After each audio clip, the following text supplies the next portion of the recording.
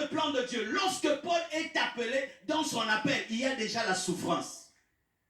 Si c'était toi, tu vas dire non. Je t'appelle, tu prêcheras ma parole. Tu dois accepter la douleur. Si tu veux les enfants, tu dois accepter que le sang coule. Si tu veux les enfants, tu dois accepter de perdre ta taille. Si tu veux les enfants, tu dois accepter de perdre ta poitrine. Alléluia. Dieu te sauve, Dieu te promet comme il veut, vision, songe, parole comme il veut, et Dieu permet des problèmes. Mais voici le bonheur. C'est qu'avant que Dieu ne crée le problème, il crée le principe pour résoudre le problème. En soi, sur le plan spirituel, voici la vérité. C'est que le principe est créé par Dieu avant le problème.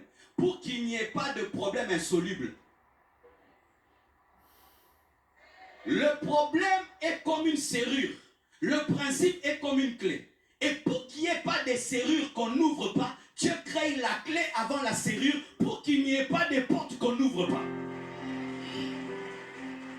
C'est pourquoi Dieu crée le fruit avant de créer l'estomac. Le fruit a existé avant Adam. Pour que lorsque Adam aura faim, qu'il y ait déjà le fruit. Et lorsqu'il a faim, il y a déjà la solution du problème.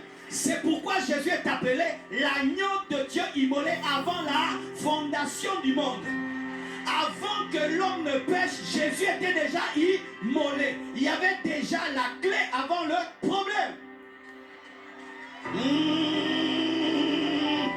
Dis à ton voisin, tous les problèmes ont des solutions. Tous les problèmes ont des solutions. Tous les problèmes ont des solutions. Tous les problèmes ont des solutions. Tous les problèmes ont des solutions. Alléluia.